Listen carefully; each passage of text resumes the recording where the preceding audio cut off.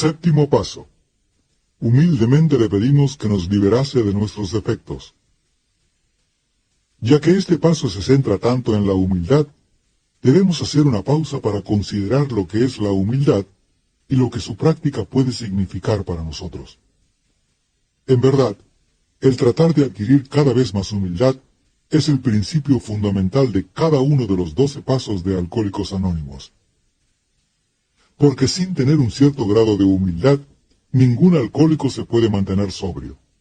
Además, casi todos los alcohólicos anónimos han descubierto que a menos que cultiven esta preciada cualidad en un grado mucho mayor de lo que se requiere solo para mantener la sobriedad, tendrán escasas posibilidades de conocer la verdadera felicidad. Sin ella, no pueden llevar una vida de mucha utilidad, ni en la adversidad pueden contar con la fe suficiente para responder a cualquier emergencia. La humildad, como palabra y como ideal, no la ha pasado muy bien en nuestro mundo. No solamente se entiende mal la idea, sino que también la palabra suscita a menudo una gran aversión. Muchas personas ni siquiera tienen la menor comprensión de la humildad como manera de vivir.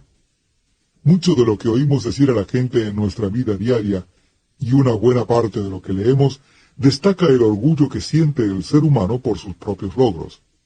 Con gran inteligencia, los científicos han venido forzando a la naturaleza a que revele sus secretos. Los inmensos recursos a los que ahora disponemos nos prometen una cantidad de bendiciones materiales tan grande que muchos han llegado a creer que nos encontramos en el umbral de una edad de oro, forjada por la mano del hombre. La pobreza desaparecerá, y habrá tal abundancia que todos disfrutaremos de toda la seguridad y todas las satisfacciones personales que deseemos. La teoría parece sostener que una vez que queden satisfechos los instintos primordiales de todos los seres humanos, habrá muy poco motivo para pelearnos. El mundo entonces se volverá feliz y se verá libre para concentrarse en la cultura y el carácter. Solo con su propia inteligencia y esfuerzos, la humanidad habrá forjado su destino. Sin duda, ningún alcohólico, y desde luego ningún miembro de Alcohólicos Anónimos, quiere menospreciar los logros materiales. Ni discutimos con los muchos que todavía se aferran tan apasionadamente a la creencia de que la satisfacción de nuestros deseos naturales básicos es el objetivo primordial de la vida.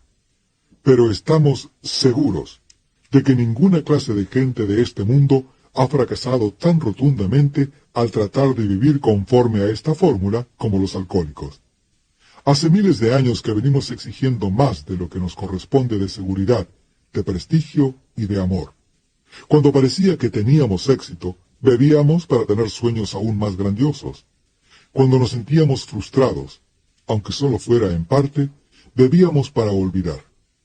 Nunca había suficiente de lo que creíamos que queríamos. En todos estos empeños, muchos de ellos bien intencionados, nuestro mayor impedimento había sido la falta de humildad. Nos faltaba la perspectiva suficiente para ver que la formación del carácter y los valores espirituales tenían que anteponerse a todo, y que las satisfacciones materiales no constituían el objetivo de la vida.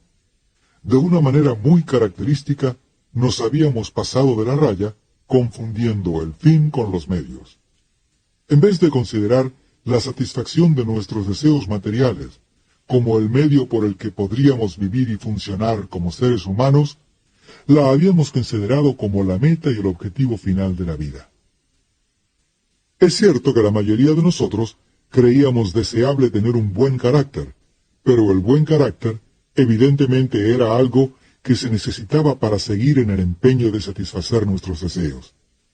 Con una apropiada muestra de honradez y moralidad, tendríamos una mayor probabilidad de conseguir lo que realmente queríamos. Pero siempre que teníamos que escoger entre el carácter y la comodidad, la formación del carácter se perdió en el polvo que levantábamos al perseguir lo que creíamos era la felicidad. Muy rara vez considerábamos la formación del carácter como algo deseable en sí mismo, algo por lo que nos gustaría esforzarnos, sin importar que se satisfacieran o no nuestras necesidades instintivas. Nunca se nos ocurrió basar nuestras vidas cotidianas en la honradez, la tolerancia y el verdadero amor a Dios y a nuestros semejantes. Esta falta de arraigo a cualquier valor permanente, esta incapacidad de ver el verdadero objetivo de nuestra vida, producía en nosotros otro mal efecto. Mientras siguiéramos convencidos de poder vivir contando exclusivamente con nuestras propias fuerzas y nuestra propia inteligencia, nos era imposible tener una fe operante en un poder superior. Y esto era cierto aún cuando creíamos que Dios existía. Podíamos tener sinceras creencias religiosas que resultaban infructuosas porque nosotros mismos seguíamos tratando de hacer el papel de Dios. Mientras insistiéramos en poner en primer lugar nuestra propia independencia, la verdadera dependencia de un poder superior era totalmente impensable. Nos faltaba el ingrediente básico de toda humildad, el deseo de conocer y hacer la voluntad de Dios. Para nosotros, el proceso de alcanzar una nueva perspectiva fue increíblemente doloroso. Solo tras repetidas humillaciones nos vimos forzados a aprender algo respecto a la humildad. Solo al llegar al fin de un largo camino, marcado por sucesivas desgracias y humillaciones y por la arrolladora derrota final de nuestra confianza en nosotros mismos, empezamos a sentir la humildad como algo más que una condición de abyecta desesperación. A cada recién llegado a Alcohólicos Anónimos se le dice, y muy pronto llega a darse cuenta por sí mismo, que esta humilde admisión de impotencia ante el alcohol es su primer paso hacia la liberación de su dominio paralizador. Es así como, por primera vez, vemos la necesidad de tener humildad. Pero esto no es sino un mero comienzo. La mayoría de nosotros tardamos mucho tiempo en liberarnos completamente de nuestra aversión a la idea de ser humildes, en lograr tener una visión de la humildad como una conducta hacia la verdadera libertad del espíritu humano, en estar dispuestos a trabajar para conseguir la humildad como una cosa deseable en sí misma. No se puede dar una vuelta de 180 grados en un abrir y cerrar de ojos a toda una vida encaminada a satisfacer nuestros deseos egocéntricos. Al principio, la rebeldía pone trabas a cada paso que intentamos dar. Cuando por fin admitimos sin reserva que somos impotentes ante el alcohol, es muy posible que demos un suspiro de alivio diciendo, gracias a Dios, eso se acabó. Nunca tendré que volver a pasar por eso. Luego, y a menudo para nuestra gran consternación, llegamos a darnos cuenta de que solo hemos atravesado la primera etapa del nuevo camino que andamos. Todavía espoleados por la pura necesidad, con desgana nos enfrentamos con aquellos graves defectos de carácter que originalmente nos convirtieron en bebedores problema. Defectos que tenemos que intentar remediar para no volver a caer de nuevo en el alcoholismo. Queremos deshacernos de algunos de estos defectos, pero en algunos casos nos parece una tarea tan imposible que nos acobardamos ante ella. Y nos aferramos con una persistencia apasionada a otros defectos que perturban de igual manera nuestro equilibrio, porque todavía nos complacen mucho. ¿Cómo podemos armarnos de suficiente resolución y buena voluntad como para deshacernos de obsesiones y deseos tan abrumadores?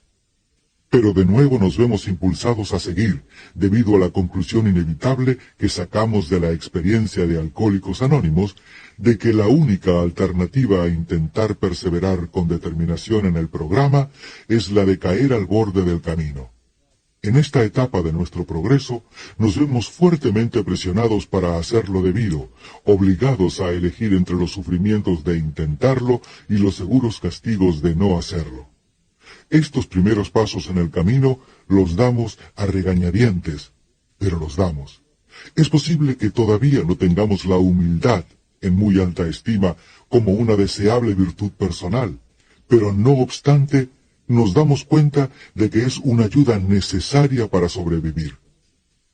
Pero al haber mirado algunos de estos defectos honradamente y sin pestañear, después de haberlos discutido con otra persona y al haber llegado a estar dispuestos a que nos sean eliminados, nuestras ideas referentes a la humildad empiezan a cobrar un sentido más amplio.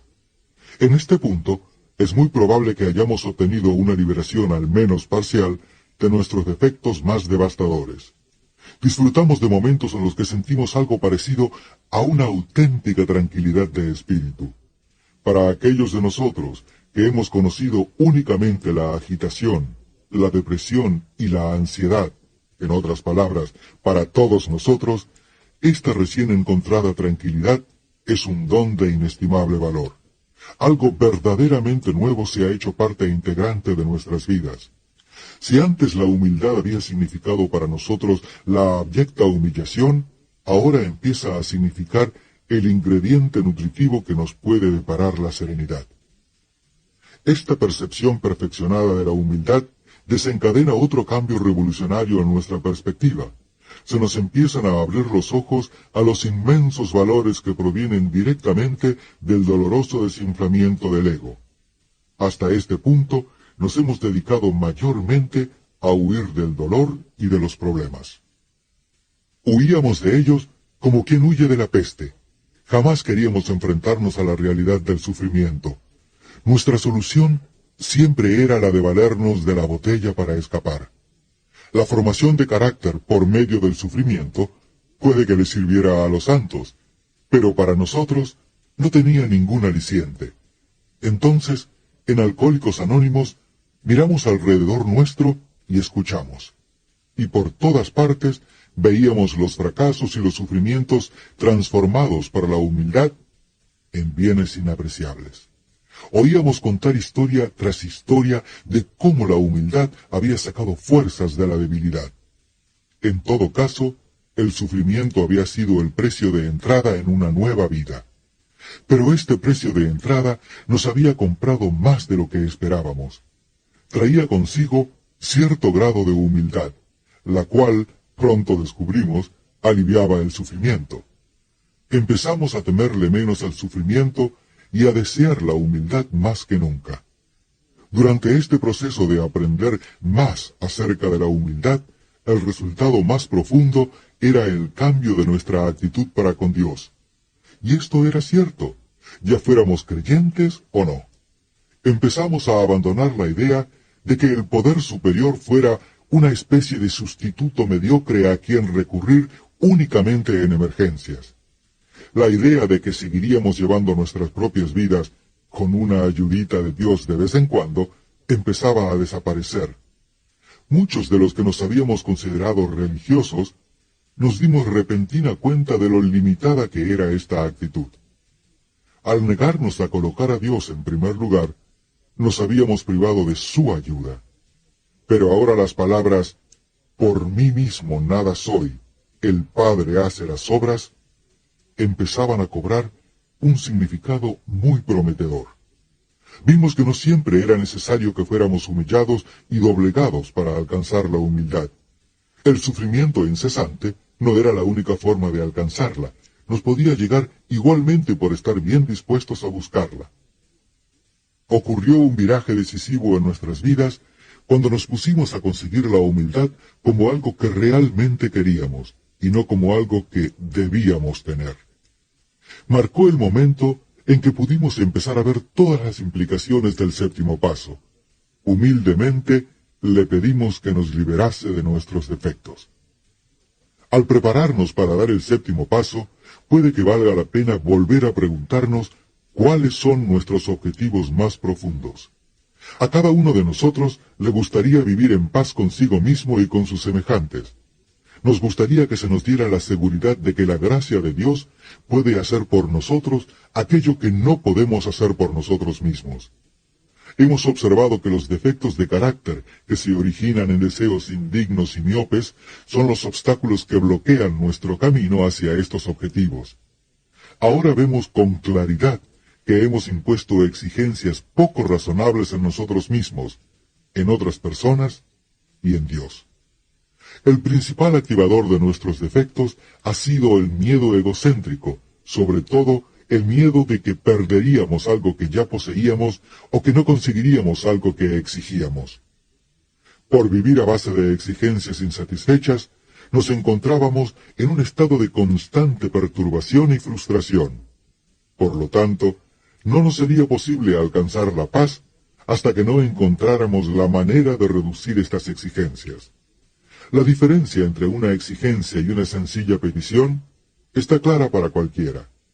En el séptimo paso, efectuamos el cambio de actitud que nos permite, guiados por la humildad, salir de nosotros mismos hacia los demás y hacia Dios.